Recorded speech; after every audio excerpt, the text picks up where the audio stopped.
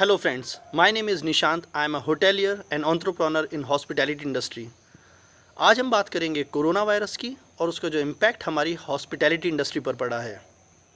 कोविड-19 और novel corona के नाम से जाने जाने वाला ये वायरस एक ग्लोबल पैंडेमिक के रूप में पूरे वर्ल्ड में स्प्रेड हो चुका है। यूँ तो कोरोना वायरस बहुत पुराना है, जिसमें सार्स और मर्स जैसे वायरस भी क्रिएट हुए हैं, बट कोविड-19 या ये नोवल कोरोना दिसंबर 2019 में वुहान चाइना से ओरिजिनेटेड हुआ है। अगर देखा जाए तो सीधे शब्दों में तो चाइना ने एक तरीके से थर्ड वर्ल्ड वॉर डिक्लेयर कर दिया है पूरे वर्ल्ड के अगेंस्ट, क्योंकि उसने इस वायरस को काफ़ी टाइम तक छुपा के रखा हुआ है। नॉट ओनली दैट, उसने वर्ल्ड हेल्थ ऑर्गेनाइजेशन को भी अपने साथ लिया है, क्योंकि उसने भी बहुत सही टाइम पे डिक्लेयर नहीं किया कि एक ग्लोबल पैंडेमिक के रूप में पूरे वर्ल्ड में स्प्रेड होने वाला है। काफ़ी फैक्ट्स एंड फिगर्स जो कि फर्टेलिटीज़ और नंबर ऑफ़ पेशेंट्स के थे, वो सारी फिगर्स भी उसने हाइड की पूरे वर्ल्ड से। अगर देखा जाए तो चाइना ने पूरे मीडिया को भी अपने कंट्रोल में किया हुआ है, जहाँ पे कोई भी गवर्नमेंट के अगेंस्ट कुछ नहीं बोल सकता।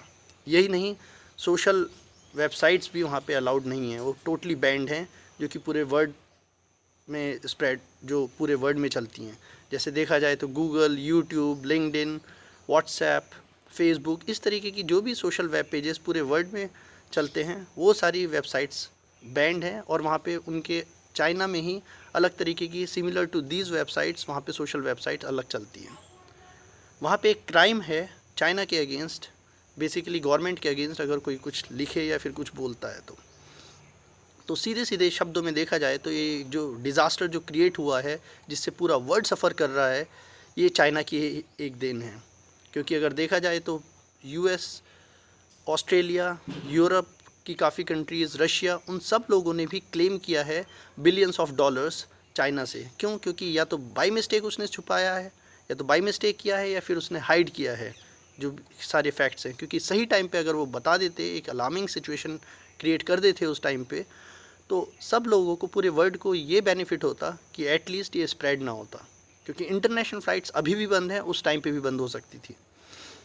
और जो इंटेलिजेंस हैं इन सारी कंट्रीज़ की, जैसे CIA एक बहुत बड़ी इंटेलिजेंस है USA की, उसने भी बड़े साफ शब्दों में क्लियरली मेंशन किया है कि जो भी हुआ है ये चाइना की ही बहुत बड़ी मिस्टेक हुई है।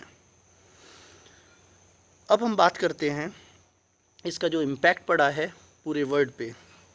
पूरे वर्ल्ड की जो ग्लोबल इकोनॉमी है, पूरी फॉल डाउन हो गई है। पूरी सारी की सारी कंट्रीज़ की इकोनॉमी है अब आज स्टेक पे आकर खड़ी हो गई है। एक रिसेशन क्रिएट हो गया है। सारी कंपनीज़, इंडस्ट्रीज़, मैन्युफैक्चरिंग यूनिट्स सब लॉकडाउन है, पूरा वर्ल्ड लॉकडाउन है, और उसकी वजह से एक अनएम्प्लॉयमेंट रेशो भी बहुत ज़्यादा बढ़ चुका है। अगर हम इंडिया की बात करें तो इंडिया का जो अनएम्प्लॉयमेंट रेशो 7 to 8% हुआ करता था, वो आज आके 24 to 25% हो गया है। And let me tell you, going forward in the future, it is going to increase very rapidly. I am not going to scare you, but I am just telling you the facts जो current scenario में चल रहे हैं। 24-25% का तो अभी है, और थोड़े टाइम बाद ये बढ़कर और भी ज़्यादा हो जाएगा। मेरी ये वीडियो पूरी डिवाइडेड होगी 2 पार्ट्स में। एक ड्यूरिंग द कोरोना वायरस जो हमारा इम्पैक्ट पड़ा है हॉस्पिटैलिटी इंडस्ट्री पर, और एक पोस्ट लॉकडाउन क्या फ़र्क पड़ने वाला है हमारी हॉस्पिटैलिटी इंडस्ट्री पर। मैं आप लोगों से सजेस्ट करूंगा, स्पेसिफ़िकली जो हॉस्पिटैलिटी इंडस्ट्री से कनेक्टेड हैं, एसोसिएटेड हैं, जो उसमें काम कर रहे हैं, या फिर किसी न किसी तरीके से वो लोग एसोसिएटेड हैं, आप पूरी वीडियो ध्यान से देखिएगा, क्योंकि इसमें डिटेल्ड इन्फॉर्मेशन आपको मिलने वाली है, और आपको क्लियरली समझ में आ जाएगा कि क्या होने वाला है फ्यूचर में, और आपको क्या स्टेप्स लेने चाहिए अपने करियर से रिलेटेड, या फिर आपका खुद का चाहे बिज़नेस हो, और किस तरीके से आप इसमें। इंडिया के अगर हम डेटा की बात करें तो आपको मैं बताना चाहूँगा, जब तक लॉकडाउन था तब तक जो केसेस हुआ करते थे, नंबर ऑफ़ पेशेंट्स जो इससे इन्फेक्टेड थे 1500 और 2000। धीरे धीरे लॉकडाउन में जिस तरीके से रिलैक्सेशन दिया जा रहा है, उसकी वजह से जो नंबर ऑफ़ जो इन्फेक्टेड केसेस होने लगे पेशेंट्स के, वो केसेस अब रैपिडली बढ़ रहे हैं। 4000, 4500 और अब 5000 से ज़्यादा भी बढ़ गए हैं। उसकी सिंपल सी वजह है, गवर्नमेंट ने रिलैक्सेशन दिया है, कोरोना वायरस ने नहीं। उसी वजह से नंबर ऑफ़ केसेस बढ़ते जा रहे हैं और उसी वजह से आगे आने वाले टाइम में भी, क्योंकि अगर देखा जाए तो एम्स का जो चीफ़ हैं, जो डॉक्टर हैं, उन्होंने बड़े क्लियरली बोला है जून एंड जुलाई ये एक ऐसा टाइम आने वाला है, क्योंकि लॉकडाउन को अब ऑलमोस्ट 2 महीने होने वाले हैं और जिस तरीके से लॉकडाउन खुलता जा रहा है, जिस तरीके से लोग अपने घर से बाहर निकल के चाहे अपने काम के लिए चाहे किसी भी चीज़ के लिए निकलते जा रहे हैं, वो slowly gradually number of patients और नंबर ऑफ़ फैटेलिटीज़ बढ़ने वाली है। अब अगर हम बात करें WHO की, वर्ल्ड हेल्थ ऑर्गेनाइजेशन ने बड़े क्लियरली डिक्लेयर किया है एक प्रेस कॉन्फ्रेंस में कि आने वाले टाइम में बहुत हाल फिलहाल में कोई भी वैक्सीनेशन या मेडिसिन आना बहुत ही टफ़ चैलेंज होगा। It might take a year 2 और इवन लॉन्गर टाइम। अब कब आएगी? क्योंकि सारी कंट्रीज़ के जितने भी साइंटिस्ट्स हैं, जितनी भी लैब्स हैं, जितने भी रिसर्च लैब्स वाले हैं, सब लोग इस वैक्सीनेशन को बनाने के लिए पूरे लगे हुए हैं। अब देखना होगा कि कितनी जल्दी ये आ जाती है और उसी वजह से अब हम स्टार्ट करते हैं ड्यूरिंग द लॉकडाउन हमारी इंडस्ट्री पर क्या फ़र्क पड़ेगा। सबसे पहले हमारी ही एक इंडस्ट्री है जो सबसे पहले इम्पैक्ट किया था, क्योंकि लॉकडाउन से पहले भी जितने भी रेस्टोरेंट्स हैं, जितने भी पब्स हैं, जितने भी बार्स हैं और जितने भी होटल्स हैं, उन लोगों को नोटिस आ चुका था कि उनको बंद करना पड़ेगा टिल फर्दर नोटिस। तो इवन लॉकडाउन से पहले ही हमारी इंडस्ट्री को बंद कर दिया गया था और लॉकडाउन के बाद भी सबसे बाद में ही हमारी इंडस्ट्री को ओपन किया जाएगा। उसका एक सिंपल सा रीज़न है, क्योंकि हमारा ही एक पॉइंट ऐसा है, क्योंकि एक सर्विस इंडस्ट्री है और सर्विस इंडस्ट्री में सबसे पहले जो पॉइंट कांटेक्ट होता है गेस्ट्स के काफ़ी क्लोजली होता है। सबसे ज़्यादा जो क्राउडेड एरिया होता है, वो चाहे आप होटल्स देखें, चाहे बैंक्वेट्स देखें, चाहे रेस्टोरेंट्स देखें और चाहे आप टूरिज़्म के प्लेसेस देखें या फिर इनफैक्ट एविएशन में भी। तो इसी वजह से इस हमारी इंडस्ट्री को सबसे कम बेनिफिट मिलने वाला है, चाहे ड्यूरिंग द लॉकडाउन हो और चाहे पोस्ट लॉकडाउन हो। और इसका एक सिंपल सा रीज़न मैं आपको ऐसे ही बता देता हूँ। USA ने अपने लॉकडाउन में एविएशन को ओपन किया हुआ था और उसी वजह से आपको दिख गया है कि उसकी क्या कॉन्सिक्वेंसेस हुए हैं, किस वजह से, किस तरीके से वहाँ पे नंबर ऑफ़ फैटेलिटी केसेस बढ़े हैं। तो इस चीज़ को हमारी गवर्नमेंट ने बहुत ही सूझबूझ से, बहुत ही सही टाइम से, सही तरीके से उन्होंने डिसीज़न लिया। वो तो सिर्फ एक चाइना की वजह से, जिसने बिल्कुल सही टाइम पे कोई प्रिकॉशनरी मेजरमेंट ना लेते हुए एक सही इन्फॉर्मेशन नहीं पास आउट की, तो सब लोग, पूरा वर्ल्ड सफ़र कर रहा है। तो अगर हम बात करेंगे टूरिज़्म की, टूरिज़्म बिल्कुल ज़ीरो है। एविएशन में इंटरनेशनल डोमेस्टिक फ़्लाइट्स पूरी बंद हैं, कोई बिज़नेस नहीं है, क्योंकि कुछ भी बिज़नेस हॉस्पिटैलिटी इंडस्ट्री का जो स्टार्ट होता है वो होता है टूरिज़्म से। टूरिज़्म होगा या फिर कॉर्पोरेट बिज़नेस होंगे या फिर सोशल बिज़नेस होगा। और इसी में अगर देखा जाए तो टूरिज़्म बिल्कुल बंद है, एविएशन में डोमेस्टिक इंटरनेशनल फ़्लाइट्स सारी बंद हैं। अब आते हैं हम होटल्स पे। होटल्स में क्या है, जितने भी बड़े होटल्स हैं, 5 स्टार होटल्स हैं, जिनमें नंबर ऑफ़ इन्वेंट्री, बेसिकली जो इन्वेंट्री साइज़ है उसका थोड़ा बड़ा है, उन होटल्स को या तो यूज़ किया हुआ है क्वारंटाइन के लिए गवर्नमेंट की गाइडलाइंस के अकॉर्डिंगली, और गवर्नमेंट ने जो भी होटल्स वहाँ पे चूज़ किए हैं, अगर बात करें चाहे एरो सिटी की बात हो दिल्ली में, चाहे मुंबई में अलग अलग होटल्स हों, तो उस क्वारंटाइन के लिए उसमें पेशेंट्स को रखा गया है। उसके अलावा कुछ होटल्स गवर्नमेंट ने चूज़ किए हैं, सेलेक्ट किए हैं, उसमें कोरोना वॉरियर्स स्टे कर रहे हैं, जैसे कि हमारे पुलिस है, चाहे हमारे डॉक्टर्स हैं, नर्सेज हैं, सफाई कर्मचारी हैं, वो लोग स्टे कर रहे हैं। उसके अलावा होटल्स का कोई बिज़नेस नहीं है, कुछ नहीं है। रही बात रेस्टोरेंट्स की, तो रेस्टोरेंट्स तो सारे बंद हैं, लेकिन कुछ रेस्टोरेंट्स कुछ लोकेशंस पे कुछ टाइम लाइन के लिए, आई मीन मॉर्निंग और इवनिंग तक, कुछ एक स्पेसिफिक टाइम है जिसमें उनको टेक अवे और होम डिलीवरी के ऑप्शंस दिए गए हैं। इवेंट्स और फंक्शन सारे बंद हो गए हैं, इनफैक्ट या तो पोस्टपोन हो गए हैं या फिर वो इवेंट्स और जितने भी फंक्शंस थे, सोशल फंक्शंस थे, बैंकेटिंग के कुछ फंक्शंस थे, या फिर वो कैंसिल हो गए हैं और उनको इनफैक्ट रिफ़ंड भी करना पड़ा है। तो इन सारी वजह से ड्यूरिंग द लॉकडाउन जो सबसे बड़ा इम्पैक्ट पड़ा है वो पड़ा है एम्प्लॉयज़ पर। एम्प्लॉयज़ या तो स्लोली ग्रेजुअली उनको लीव विदाउट पेपर भेजा गया है, या फिर उनको उनको फायरिंग भी की गई है कुछ हद तक, और देखा जाए तो सैलरीज़ भी उनको, इनफैक्ट अगर देखा जाए तो मार्च या अप्रैल की सैलरी भी नहीं मिली है। ड्यूरिंग द लॉकडाउन अगर देखा जाए तो अनएम्प्लॉयमेंट रेशो बढ़ता जा रहा है स्लोली ग्रेजुअली हमारी इंडस्ट्री में भी। और इसमें मेरा एक सजेशन होगा स्पेसिफ़िकली सारे होटेलियर्स को कि अगर आपको लग रहा है कि आपको सैलरी नहीं मिल रही है या फिर आपको लग रहा है कि आपको सैलरी बहुत कम मिली है, बहुत ही कम रेशो मिला है सैलरी का, तो आप कभी भी भूल से भी ये गलती मत करना कि आप रेजिग्नेशन दे डालें, क्योंकि आने वाले टाइम में हॉस्पिटैलिटी इंडस्ट्री पर जो मैं बताऊंगा पोस्ट लॉकडाउन बहुत ही फ़र्क पड़ने वाला है। इनफैक्ट हमारी इंडस्ट्री क्या, सारी इंडस्ट्री ही स्लैश डाउन है, सब कुछ बंद है और इस वजह से पूरी इकोनॉमी डाउन है।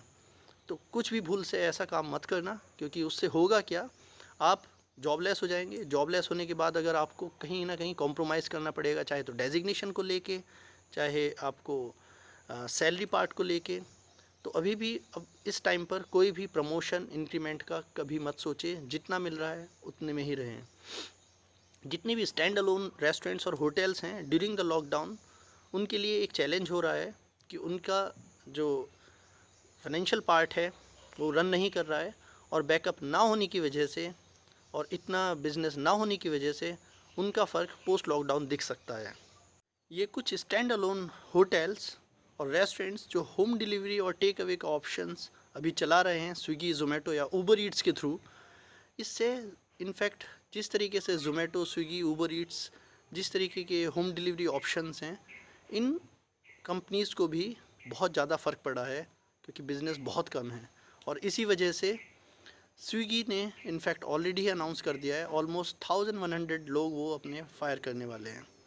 So is in Zomato. Zomato ने भी अराउंड 500 अपने एम्प्लॉयज़ को निकालने का डिसीज़न ले लिया है ड्यूरिंग द लॉकडाउन। अब हम बात करते हैं इंटरनेशनल जॉब्स की। कुछ लोगों ने ऑलरेडी अप्लाई किया हुआ होगा पीआर के लिए, या फिर अप्लाई किया होगा किसी कंसल्टेंसीज़ के थ्रू अपनी जॉब्स के लिए।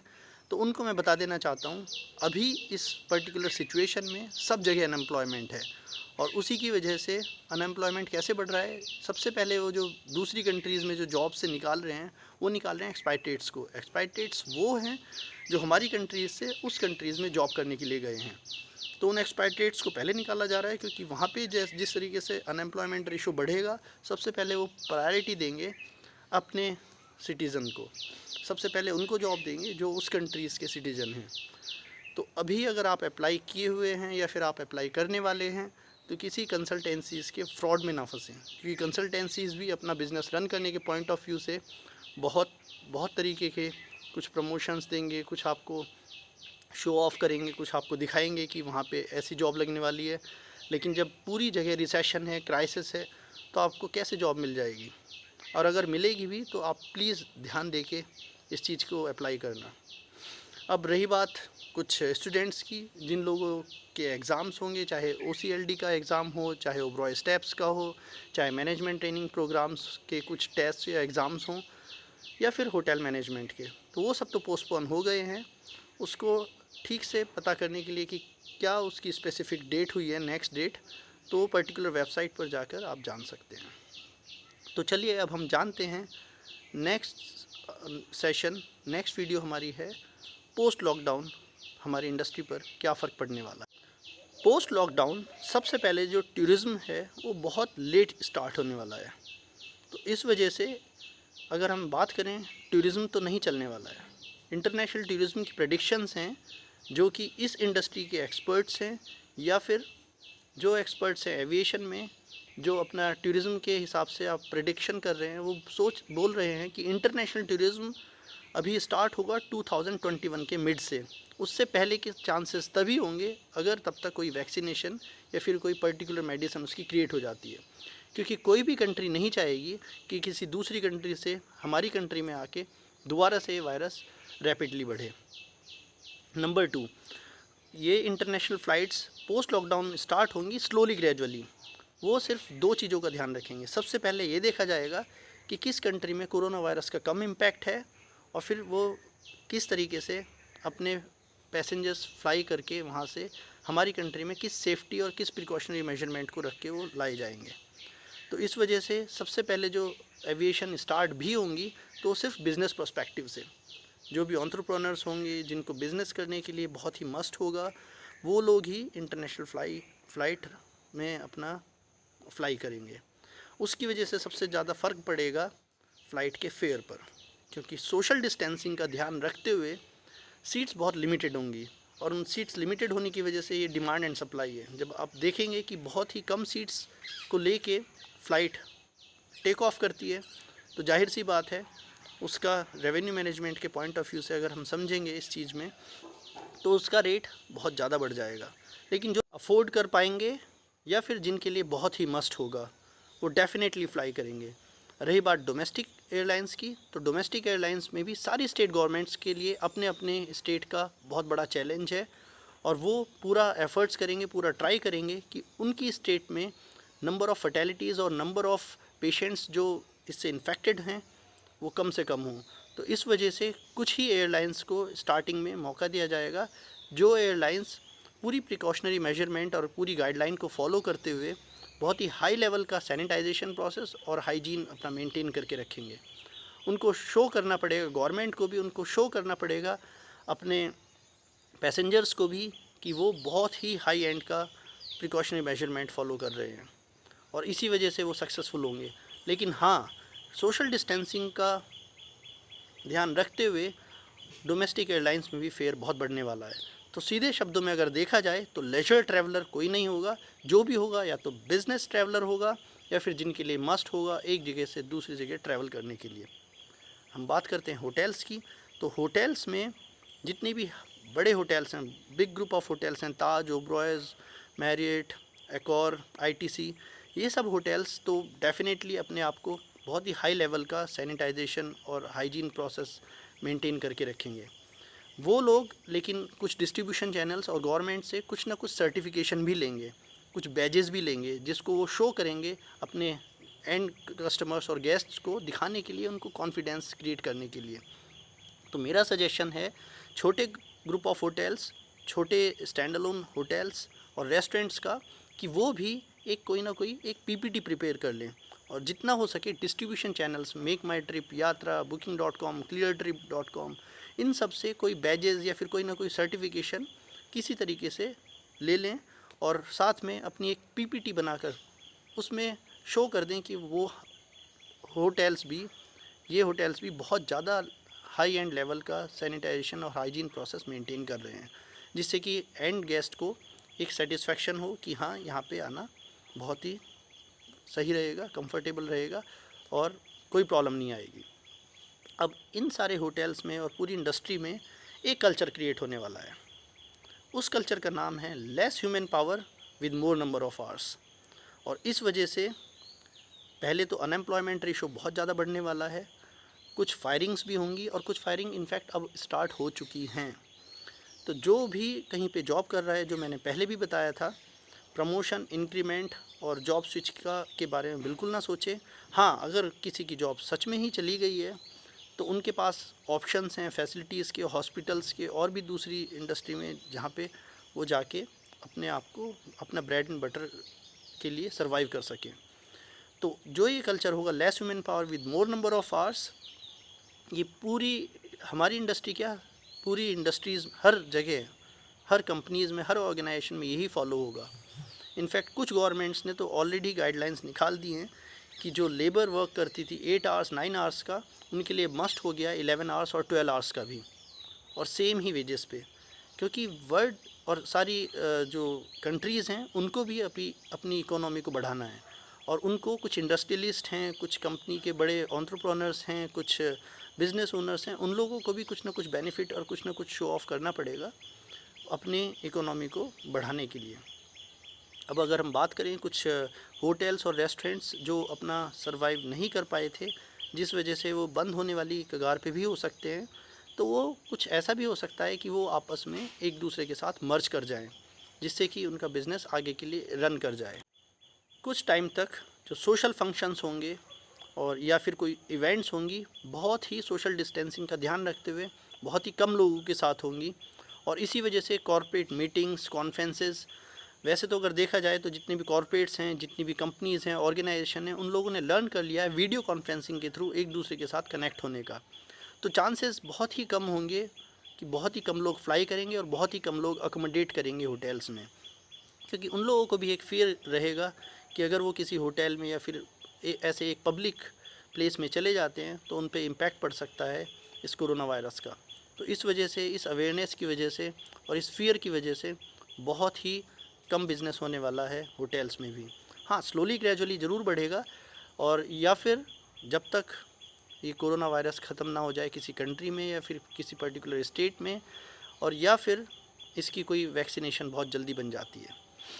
और इसी चीज़ को अगर मैं बताऊं तो जितने भी डिस्ट्रीब्यूशन चैनल हैं, डिस्ट्रीब्यूशन चैनल भी अब उस कगार पे हैं कि या तो वो आपस में मर्ज कर जाएंगे, या फिर फ्यूचर में आपको ये भी देखने को मिल सकता है कि कोई डिस्ट्रीब्यूशन चैनल, हालांकि मेक माई ट्रिप, यात्रा, booking.com, क्लियर ट्रिप, ये सब बहुत ही बड़े हैं, तो इसमें भी अगर कुछ चांसेस हो सकते हैं कि वो आपस में या तो मर्ज हो जाएं या फिर बंद ही हो जाएं।